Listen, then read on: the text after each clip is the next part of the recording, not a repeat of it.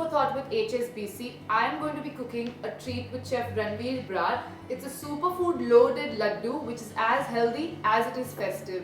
Hello Chef, welcome Hello. to our kitchen.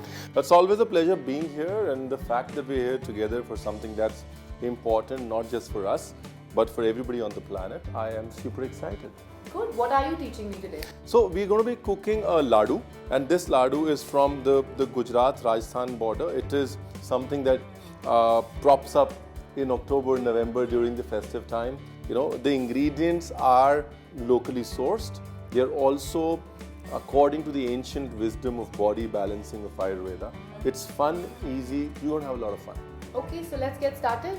Perfect.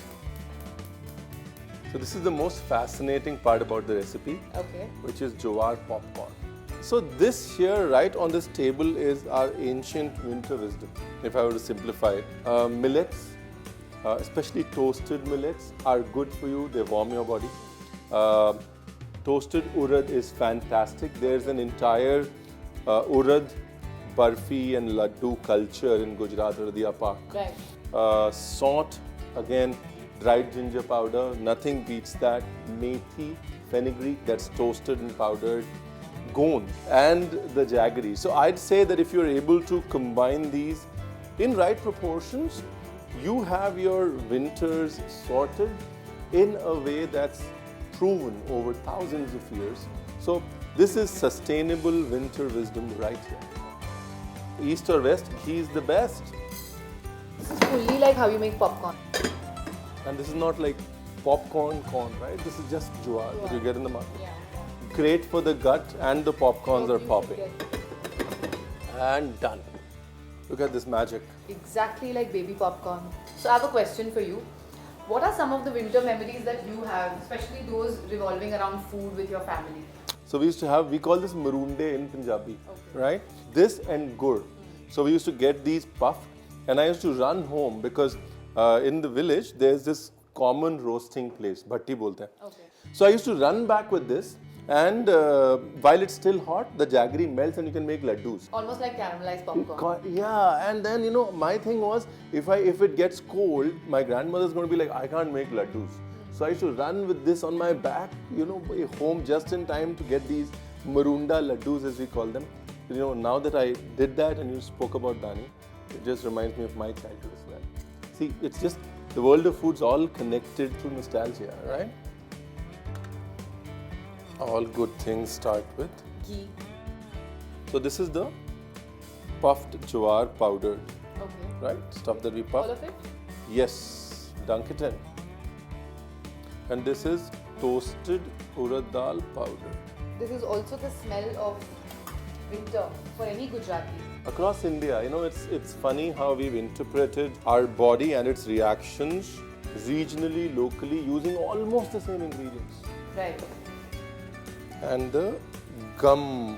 What have you done to it? So we've just, so once you put it in ghee, it pops like popcorn again, becomes lighter. So that's what we've done. And this, like I said, it's an underrated Indian superfood. Tell me about Indian superfoods. What is your take on it? Which ones do you like eating? Any preference? See, I always say what grows locally goes locally. And every region, every culture has had their share of nutrient-dense foods that grow locally. I think nature also knows where to grow what depending on what they need. Exactly. I mean, Climate-wise. exactly. See, agriculture is a function of climate, and culture is a function of agriculture. So it's all driven down climate downwards, right? Look at the texture, the Color. earthiness. Hindi में कहते हैं ज़मीन से जुड़ा. All right. Black pepper, fenugreek powder, toasted fenugreek powder. Okay. This is like the real magic of Gujarat. I feel there are two ingredients that this region of Gujarat and Rajasthan, they've celebrated like nothing else. One is hing, asafoetida, and one is fenugreek, methi, and both are equally difficult to pronounce. Salt, ginger powder.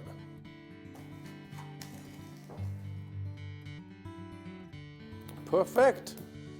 So this is the jaggery syrup. This is a really thin syrup. So if you see this, it's a really thin syrup. What is the tar? It's ek tar ki chas hai. you have to do this quickly? See, the first stirring is important. After that, you can take your time. So most important ingredient is salt. You know why, right? It'll offset that too much sweetness. Also because we put so much in it The jaggery. and so many smaller ingredients of flavor, it will bring out all those salt, methi and all those flavors. It's going to be very hot. Very hot. Now we'll have to wait for it to get cold and then we'll make laddus of it. Ranveer, while that rests, I have a question for you. You just spoke about agriculture and climate and the usage of local food. Tell me, from an agricultural perspective, why is encouraging biodiversity important? I think it's very important because the more the food travels, the more it is lost. So it's lost in transition, it's lost in refrigeration, and the less it travels, the more nutritionally beneficial it is, because with time, nutrient loss happens. Right.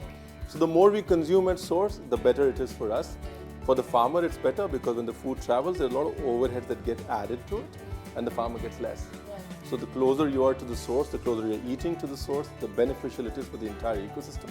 And it's good to see HSBC take up such initiatives via this dish, just trying to exemplify the beauty of eating local and how beneficial it is. So in Ayurveda, the term laduka was used for spherical pills of medicine which were sweet, but then they had medicine hidden inside it. This is exactly that.